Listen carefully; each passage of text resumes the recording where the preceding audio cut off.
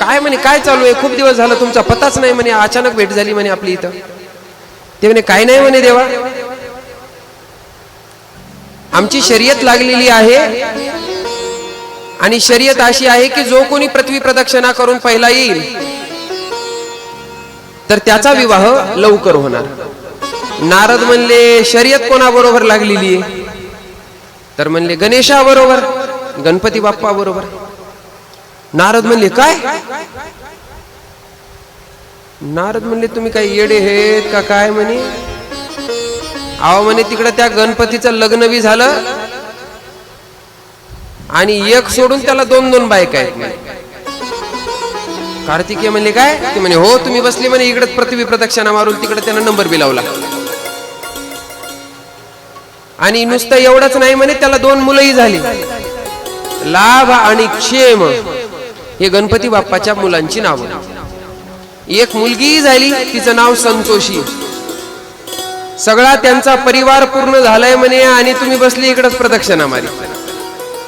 कार्तिकेयाला राग आला महाराज, आणि राग आला ना असं ठरवलं की आता आपण कैलासावरती जायचंच नाही, आता इकडच राहायचं. म्हणून कार्तिकेय भगवान परत कैलासावर गेले नाही, ते क्रौंच पर्वतावर जाऊन बसले. मग आता त्यांना मनवण्याकरता भगवान शंकर आणि माता पार्वती त्या ठिकाणी गेलेले आहेत. ही कथा मी आता 12 ज्योतिर्लिंगाच्या कथामध्ये सांगेल, कारण त्याच्यामध्ये ही कथा येणार आहे, म्हणून या कथेचा मी आता विस्तार करत नाही. आता त्यानंतर महाराज आता तारकासूर मारलेला आहे. तारकासुराचे जे मुलं आहेत, तारकासुराला 3 मुलं होते, तारकाक्ष, विद्युन्माली आणि कमलाक्ष. तारकाक्ष, कमलाक्ष आणि विद्युन्माली असे तारकासुराच्या मुलाची नाव. आता ते होते असुर, पण त्यांनी विचार केला म्हणे आपल्या वडिलांना काय केली म्हणे, देवांची विरोधी भक्ती केली, म्हणजे देवांचा विरोध केला, आणि विरोध केल्यामुळे देवानी काय केला, यांना संपवलं. आपल्याला तसं नाही करायचं म्हणे. आता त्या तारकासुराच्या मुलांनी ठरवलं की आपण काय करायची, आता देवाची भक्ती करायची, आणि देवाच्या भक्तीच्या सामर्थ्यानंच त्रैलोक्यावर आपलं राज्य काय करायचं, आपण स्थापित करायचं. ज्या पद्धतीनं राजा बळी हा दैत्यांचा राजा आहे, बरोबर ना? कारण प्रल्हादाचा मुलगा विरोचन, आणि विरोचनाचा मुलगा कोण आहे? बळी, म्हणजे दैत्य कुळातून बळी आहे. पण महाराज बळीनं काय केलं? बळीनं सत्कार्य केलं, बळीनं भगवंताची सेवा केली, आणि त्या सेवेमुळे बळीला काय करावं लागलं महाराज? बळीला त्या सेवेमुळे भगवंताच्या त्रैलोक्याचं राज्य प्राप्त झालं. कारण त्यांनी यज्ञ एवढे केले होते की स्वर्गाचा राजा होऊन बसला बळीच. त्रैलोक्यावरती राज्य कोणाचं आहे? आता बळीचे. मग त्या बळीचं राज्य मागण्याकरता वापस साक्षात देवाला महाराज त्या बळीच्या दारामध्ये जावं लागलं की नाही? कशा करता?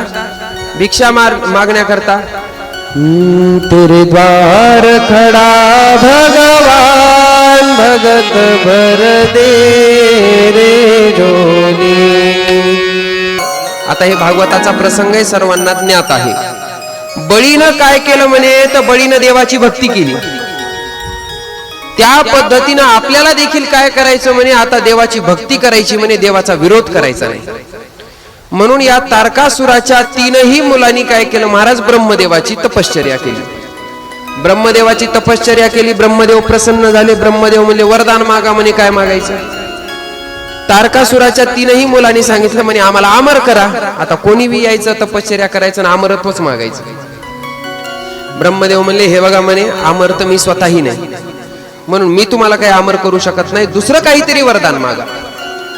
मग वरदान मागायला सुरुवात केली महाराज. कोणी? तारकासुराच्या मुलांनी सांगितलं आम्हाला काय करा म्हणे, मग अशी 3 नगर द्या की जोपर्यंत आम्ही त्या नगरात आहोत तोपर्यंत कोणी आमचा वध करू शकणार नाही, आणि जरी समजा वध झालाच, आमचा मृत्यू यायचाच असेल, तर ज्या वेळेला ब्रह्मांडामध्ये हे 3 नगर एका रेषेत येतील, त्या वेळेला भगवान शंकराच्या हातानच फक्त या नगरांची काय झाली पाहिजे म्हणे, समाप्ती झाली पाहिजे. हे नगर संपली पाहिजे. आणि शिवाय भगवान शंकर ज्या वेळेला या नगरावर चढाई करतील, त्या वेळेला भगवान ज्या रथावर बसून येतील ना म्हणे, ते रथ नसला पाहिजे, आता यांनी वरदान मागायला सुरुवात केली. ज्या धनुष्याने ती नगर उडवतील ते धनुष्य धनुष्य नसला पाहिजे आणि बाण बाण नसला पाहिजे. असं काय केलं, त्यांनी वरदान मागितलं, ब्रह्मदेवाने दिलं, तथास्तु म्हणले. आता या तीनही तारकासुरांच्या मुलांना महाराज जो तारकाक्ष आहे, तर या तारकाक्षाला ब्रह्मांडामध्ये सुवर्णाचं पूर म्हणजे सुवर्णाचं नगर ब्रह्मदेवाने दिलं. दुसरा जो आहे विद्युन्माली, तर या विद्युन्मालीला चांदीचं पूर दिलं, चांदीचं नगर दिलं. आणि तिसरा जो आहे कमलाक्ष, तर या कमलाक्षाला लोखंडाचं पूर दिलं, म्हणजे चांदीचं, सोन्याचं आणि लोखंडाचं असे 3 नगर ब्रह्मांडामध्ये स्थापित झाले. जसे हे नवग्रह आपले ब्रह्मांडात आहेत ना, तशी त्यांची नगर या ब्रह्मांडात झाली महाराज स्थापित. त्यानंतर हे 1000 वर्षाच्या नंतर एका रेषेमध्ये यायचे. 3ही नगर काय व्हायचे, 1000 वर्षानं एका रेषेमध्ये यायचे. मग यांनी काय केलं, ज्याच्याकडून मृत्यू मागितला, तर त्या भगवान शंकराचेच काय केले, त्या नगरामध्ये शिवालय स्थापन केली. भगवान शंकराचं शिवालय स्थापन केलं. आणि महाराज दररोज हे दैत्य पुत्र आणि दैत्य पत्न्या, म्हणजे सगळ्या दैत्यांच्या पत्न्या, हे सगळे नित्य नियमानं महाराज भगवान शंकराच्या पूजना करता त्या शिवालयामध्ये जायचे. आता यांना चांगलं माहित होतं की देव भक्ताचं रक्षण करतो का भक्ताचा नाश करतो. काय करतो, बोलत चला, रक्षण करतो. आणि ज्याची भक्ती करायलो त्याच्या हातानच आपला काय वध आहे. आणि भगवान शंकर तर लई भोळे आहेत म्हणे. किती भोळे आहेत, तर त्यांच्या एवढं कोणी भोळच नाही. आणि ते आपल्या भक्ताला कसं मारतील असा निश्चय केला महाराज त्यांनी. आणि निश्चय करून काय केलं, त्यांनी भक्ती करायला सुरुवात केली. आता भक्ती एक अशी आहे महाराज, ही भगवान शंकराचं नाम, की ते नाम जीवातला जीवपणा नष्ट करतं. तसं महाराज या दैत्यांचा दैत्यपणा या नामाने घालवला. दैत्य कुळातले सुद्धा काय झाले, सात्विक झाले. आणि ज्या दैत्य पत्न्या आहेत, तर या दैत्य पत्न्या देखील पातिव्रत्य धर्माचं पालन करायच्या.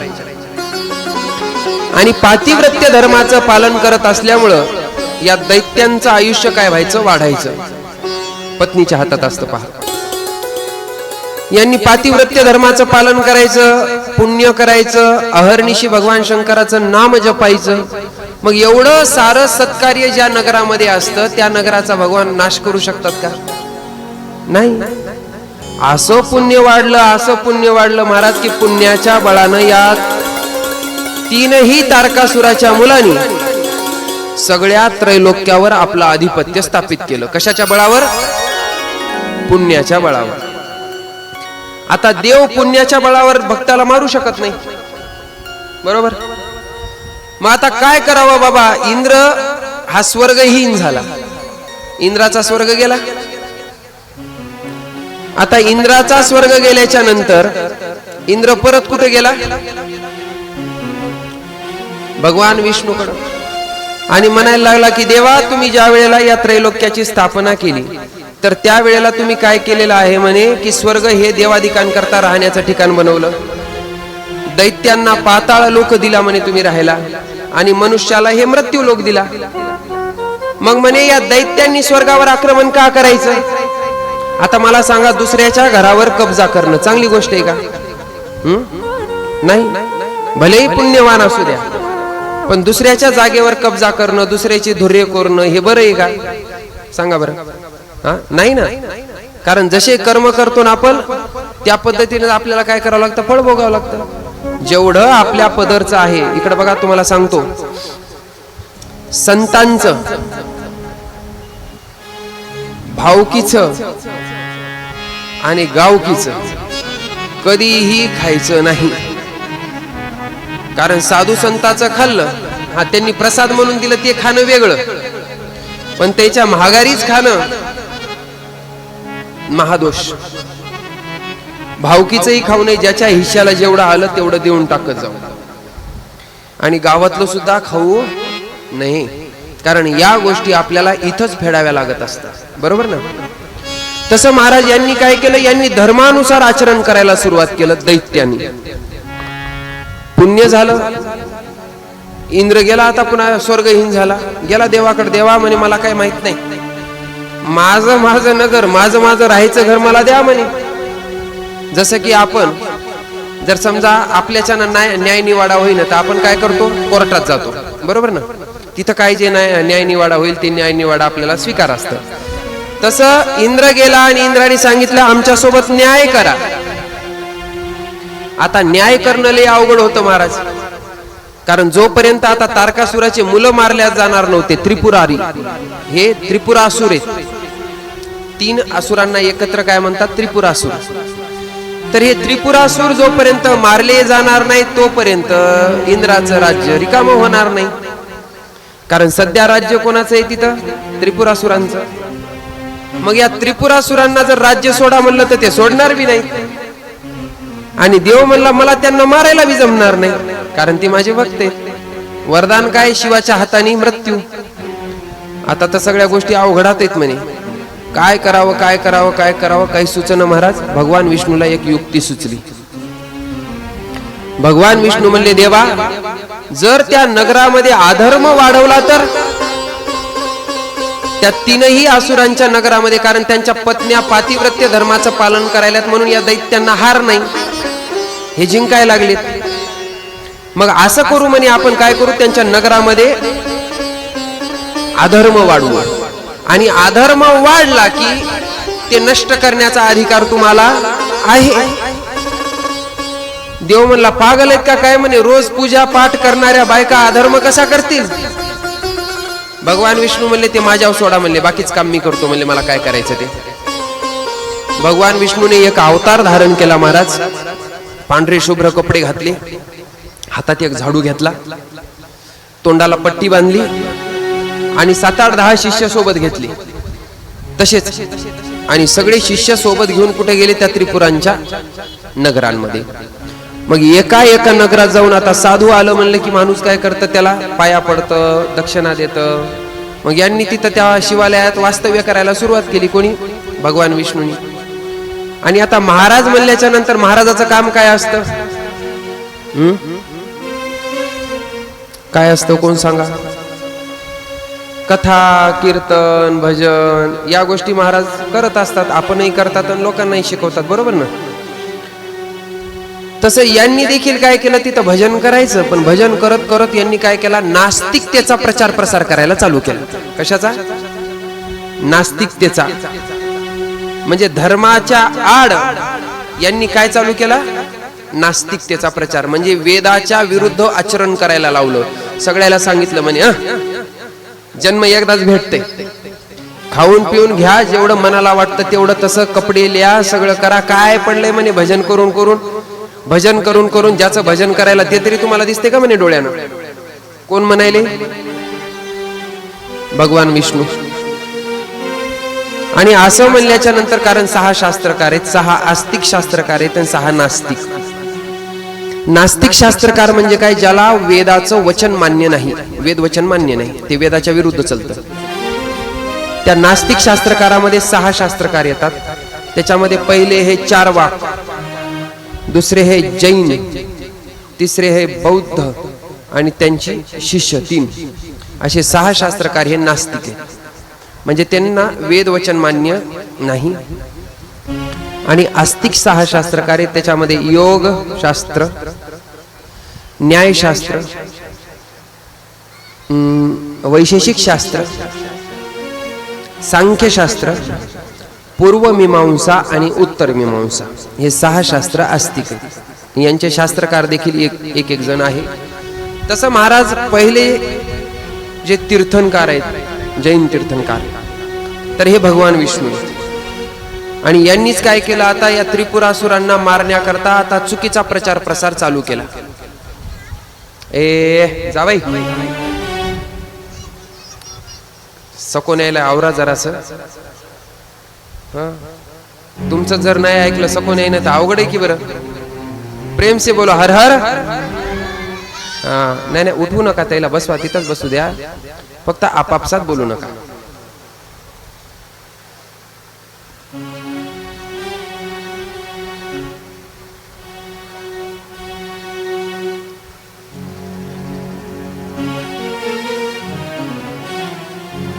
उमापती महादेव की जय. नास्तिकतेचा प्रचार प्रसार चालू झाला. आता या नास्तिकतेमध्ये काय झालं महाराज, आता माणसाला धर्मबाह्य आचरण करायला जर कोणी सांगितलं तर माणूस पटकन करतो. धर्मावर चालण्याकरता लय कठीण परिश्रम करावा लागतात, पण धर्माच्या विरुद्ध जाण्याकरता काहीही परिश्रम करावं लागत नाहीत. सहजच माणूस धर्मबाह्य आचरण करायला प्रवृत्त होत असतं, कारण अनादिकालाचे संस्कार अंतःकरणावर आहेत तसे. मग या ज्या पत्न्या होत्या महाराज दैत्यांच्या, ज्या की पातिव्रत्य धर्माचं पालन करायच्या, आता त्यांनीही मंदिरात जाणं सोडून दिलं. ज्या देवदेव करायच्या त्या म्हणले देवदेव काय करायचं म्हणे, ज्या देवाचा देवदेव करायला होत म्हणे ते देव दिसते ते म्हणे आपल्याला, आणि काय नाम घ्यायचं आणि काय जप करायचं आणि काय तप करायचंय म्हणे. मग मी त्या दिवशी सांगितलं की घरातली एक स्त्री घराला वैकुंठ बनवते आणि घरातली स्त्री घराला नरक बनवते, सांगितलं ना. आता या जोपर्यंत वेद धर्माचं पालन करायच्या महाराज आणि पातिव्रत्य धर्माचं पालन करायच्या, तोपर्यंत यांचं घर स्वर्ग होतं आणि यांचं सौभाग्य हे अखंड होतं. कारण का, पातिव्रत्य धर्माचं पालन करायच्या. त्यांच्या सौभाग्याला कोणी हात लावू शकत नव्हतं. पण आता पातिव्रत्य निष्ठलं, आता सगळं धर्मबाह्य आचरण झालं, त्यांचं पातिव्रत्य कमी झालं. आता नगरामध्ये भजन पूजन या सगळ्या गोष्टी बंद झाल्या. फक्त यांचं काय चालू झालं, आता भोजन ते भक्ती आणि मरण ते मुक्ती. खाऊन पिऊन घ्या हीच भक्ती आहे म्हणे, आणि मेलं म्हणजे मुक्ती, हे चार वाकाचं मत आहे. जे नास्तिक शास्त्रकारापैकी मी सांगितलं ना, ते चार वाक, त्याचं मत हे. तसं महाराज सगळे फक्त आता कशामध्ये रममान झाले, खाण्या पिण्यात, कपडे लेण्यात, दाग दागिने, विषय भोग याच्यातच सगळेजण झाले रममान. आता अधर्म वाढायला लागला, आणि अधर्म वाढल्याच्या नंतर अधर्म एवढ्या टोकाला गेला महाराज की आता तिथं कोणी एकही भजन करणारा नाही शिल्लक राहिला. पण त्या ठिकाणी एक मयासूर नावाचा दैत्य होता. तो मयासूर मात्र महाराज त्यानं अधर्माचं पालन केलं नाही, ते मात्र धर्मावर चालायचा. बाकी सगळे अधर्मी झाले, पण मयासूर म्हणला ज्याचे कर्म त्याला भोगावं लागणार. आपण कशाला धर्म सोडायचा. बऱ्याच वेळेला आपल्या सोबतही असं होतं की कोणीतरी काहीतरी म्हणलं की आपण काय करतो, जे आपण धर्म कार्य करायला ते धर्म कार्य सोडून देत असतो, बरोबर. आणि धर्म कार्य करणाऱ्याला त्रास होणारच, हे 100% लक्षात ठेवायचं. बघा, तुम्ही कुठलंही चांगलं कार्य जर करण्याकरता पुढे निघालात तर 100 लोक तुम्हाला नाव ठेवणार, आधी याची तयारी ठेवायची. 100 लोक तुमची निंदा करणार, ही तयारी ठेवायची. धर्म कार्य करण्याकरता निघायचं. तुम्हाला वाटतं काय आम्ही महाराज झालो म्हणून लोक आम्हाला नाव ठेवत नाहीत? हा, तुमच्यापेक्षा जास्त लोक आम्हाला नाव ठेवतात, तुम्हाला जास्त ठेवत नाहीत कोणीच. पण तरी देखील महाराज ज्याची कर्म ते भोगणार. आपला भाव भगवंतावर ठेवायचा ना, आपण मात्र भक्ती सोडायची नाही, कारण तो भगवंतच आपल्याला काय करतो, कुठल्याही संकटातून निवृत्त करतो. माझा तरी अनुभव आहे. म्हणून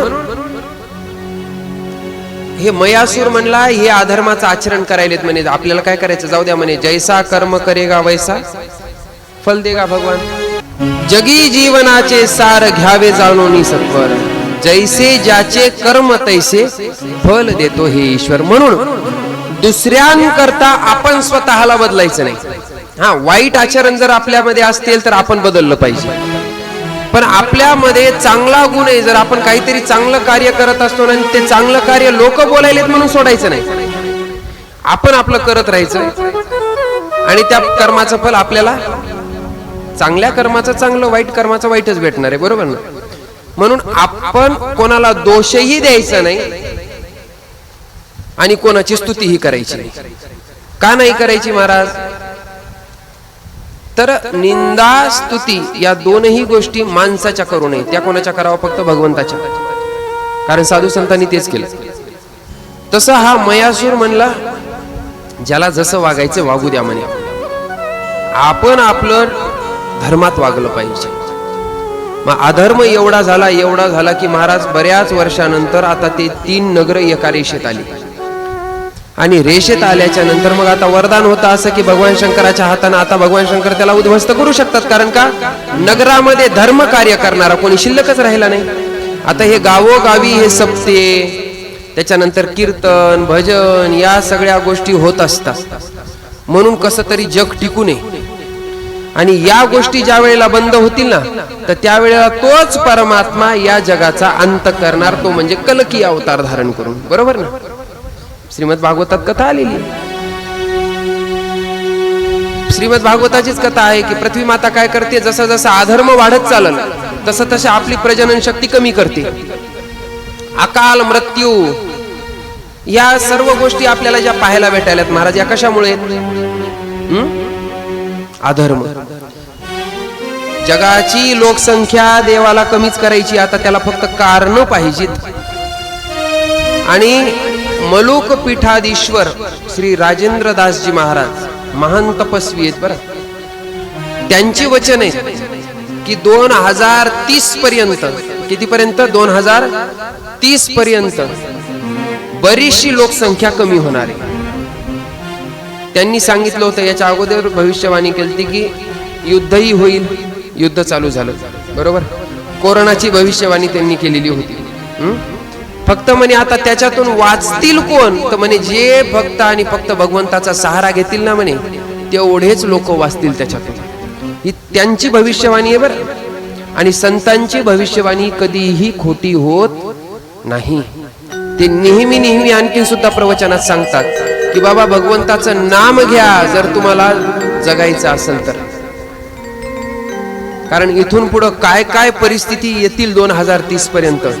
2030 पर्यंतचा काळ आपल्याकरता खतरनाक सांगितला. कितीपर्यंतचा? 2030. बरेच काय होणार आहे, त्याच्यामध्ये नुकसान होणार आहे. या नुकसानापासून जर वाचायचं असेल तर भगवंताची शरणागती. जे भगवत भक्त आहेत तर हे भगवत भक्तच त्याच्यामध्ये काय होणार आहेत म्हणे, तारले जाणार आहेत. आणि त्यातली त्यात अख्ख्या जगातून त्यांनी कितीतरी लोकसंख्या सांगितली. आता मला ते एक्झॅक्ट आकडा आठवण झालाय की एवढे कोटी लोक जिवंत राहणार, आणि त्याच्यातले सगळ्यात जास्त म्हणजे भारतातले लोक जिवंत राहणार आहेत. म्हणून कारण भारतामध्ये धर्म आहे. नाही वाजवायच्या असत्या टाळ्या तर वाजवू शकता का? घरी जाऊन वाजता तुमच्या मनावर. अहो भाग्य आहे आपलं की आपण बरं झालं दुसरी तिकडं कोणत्या चीनमध्ये जपानमध्ये कुठे जन्माला नाही गेलो. तिकडं जर जन्माला आलो असतो तर कशाची भगवद्गीता आणि कशाचं शिवपुराण आणि कशाचं काय आलं. त्या लोकांनी आपल्या इथली संस्कृती नेलेली आहे. ज्ञान जे आहे ते ज्ञान कुठलंय? भारताचंच आहे.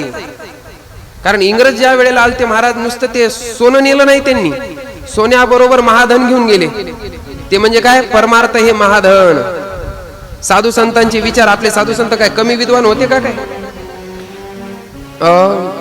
सोमनाथला ज्योतिर्लिंग आहे ना सोमनाथ, तर सोमनाथच्या तिथं एक हे काय धनुष्य बाण लावलेला ॲरो दाखवलेला आहे तिथं. आणि त्या काळामध्ये त्यांनी सांगितलं होतं की या ॲरोच्या सरळ 10,000 किलोमीटर पर्यंत एकही जमिनीचा तुकडा नाही. म्हणून या मार्गाने प्रवास करणाऱ्यांनी सावध प्रवास केला पाहिजे. ते शिलालेख आता कोणत्या काळात त्यांनी टाकलेला आहे ते माहित नाही. ते शिलालेख आणखी सुद्धा तिथं आहे. म्हणजे विचार करा, त्यावेळेला काय हेलिकॉप्टर होते का? असे आता जे उपकरण आहेत मोजमाप करण्याचे ते उपकरण होती? काहीच नव्हतं. पण संत किती विद्वान होते बघा. आणि आता मोजलं तर आता ते बरोबर दिसतं की 10,000 किलोमीटर पर्यंत एकही जमिनीचा छोटा सुद्धा तुकडा नाही, फक्त समुद्रच आहे. असे एवढे संत आपले विद्वान आहेत. म्हणून आपले संत जे सांगतात ते आपण केलं पाहिजे. थोर संत, त्यातली त्यात पुन्हा महाराष्ट्रात आपण जन्माला आलो, आपलं परमभाग्य. कारण महाराष्ट्र हे संत भूमी आहे. जिथं खोदतो तिथं संत निघतं महाराज.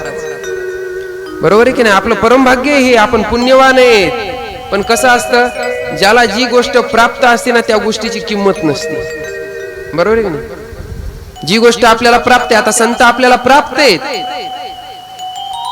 पण आपल्याला त्यांच्या वाङ्मयाची किंमत आहे का? आपलं सोडून देतो ना आपण भूषणानं दुसऱ्याचं म्हणतो. मेडिटेशन करायचं. काय करायचे? मेडिटेशन करायचे. म्हणजे ते आता इंग्लिश वर्ड वापरला मी, मेडिटेशन म्हणजे ध्यान. आता मला सांगा, यानं मेडिटेशन म्हणलं की ह्याला जरा मोठं वाटतं का? ते इंग्लिश उच्चार आहे ना. पण ध्यानाची प्रक्रिया माऊलीनं सांगितली की हो. ध्यान कोणी सांगितलं? माऊलीने. असे बरेच संतांनी आपल्याला सांगितलं, पण ते आपलं आपल्याला, ते म्हणतात ना एक म्हण आहे, जिथं उगवतं तिथं विकत नाही. जिथं उगवतं नाही, जिथं पिकतं तिथं विकत नाही. बरोबर ना? असंच. हा, जिथं पिकतं तिथं विकत नाही. आपल्या इथं पिकायले आणि महाराज या पिकावर बाजूचे आजूबाजूचे फायदा करून घ्यायला लागले. हा, आपण कोरड्याला कोरडेच राहायला लागलो. म्हणून आपण सावध झालं पाहिजे. ते मयासूर जसा सावध झाला, त्या मयासुराप्रमाणे आपण सावध झालं पाहिजे. ते म्हणला कोणाला कसं वागायचं वागू द्या म्हणे, कोणाला समजून बी सांगायचं नाही. आणि त्याला धर्म सांगायला गेलो की ते आपला धर्म घालवायला बसले. मग त्याला समजून सांगणं बी नको. पाहता पाहता अधर्म एवढा झाला की भगवान शंकर म्हणले आता मी युद्ध करता तयार आहे म्हणले. कारण का? एकाही नगरीमध्ये भजन करणारा शिल्लक नाही.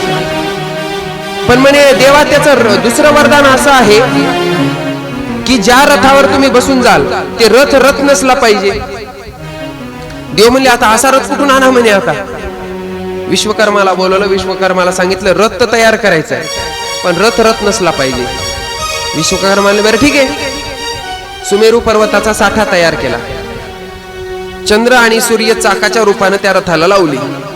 आणि 10 दिशा ज्या आहेत तर या 10 दिशा घोड्याच्या रूपाने त्या रथाला लावल्या. भगवान शंकर त्या रथावरती आरूढ झालेले आहेत. पण आता देवा म्हणे दुसरं वरदान असं आहे, तुम्ही रथ केला म्हणे तयार, पण दुसरं वरदान असं आहे की जे धनुष्य आहे ते धनुष्य नसला पाहिजे. आता असा धनुष्य कुठून आणता? जे इंद्रधनुष्य निघतं ना, तर ते इंद्रधनुष्याचा भगवंतानी धनुष्य केला. त्यानंतर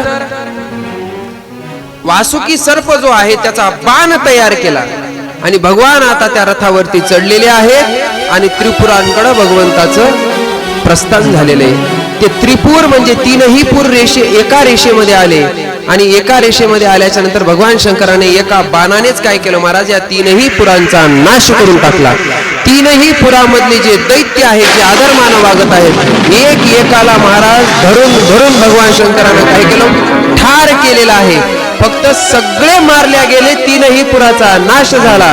इंद्र देवादिक हे त्या त्रिपुरसुरांच्या त्रासातून मुक्त झाले. फक्त त्याच्यापैकी मयासूर नामक दैत्य, तो तेवढा दैत्य वाचला. बाकी सगळे काय झाले? मरण पावले. आणि त्या ठिकाणी भगवान शंकराने या तीनही असुरांचा नाश केला. म्हणून भगवान शंकराला नाव प्राप्त झालं त्रिपुरारी भगवान की जय. भगवान शंकर हे त्रिपुरारी नाव भगवान शंकराला त्या ठिकाणी सगळ्यांनी काय केलं? दिलेलं आहे. ही कथा या ठिकाणी वर्णन करून सांगतात. त्रिपुरसुरांचा नाश झाला. त्यानंतर तीनही पुर नष्ट झाली. आणि आता इंद्राला इंद्राचा स्वर्ग हा प्राप्त झाला. इंद्राने विचार केला. एका दिवशी बरेच दिवशीचा काळ निघून गेला आणि इंद्राने विचार केला की बाबा आपल्याला आपला स्वर्ग असा तसा भेटला नसता, पण भगवान शंकराच्या कृपेनं काय झाला? आपला स्वर्ग आपल्याला प्राप्त झाला. मग ज्याचे आपल्यावर उपकार आहेत तर त्याच्यावर आपण अपकार करावं का त्याचे उपकार जाणावे? बोला बरं.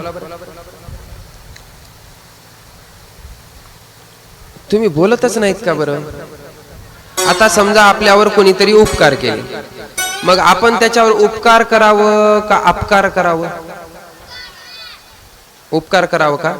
जरी आपल्याच्यानं उपकार झाले नाही करणं तरी देखील महाराज उपकाराची नुसती जाणीव जरी ठेवली ना आपण तरी बस झालं. काय समोरच्याने आपल्यावरती उपकार केले, त्या उपकाराची नुसती जाणीव जरी ठेवली तरी बस झालं.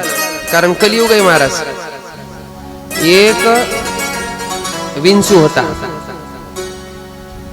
आणि ते विंचू पाण्यानं वाहत जाऊ लागला नदीत.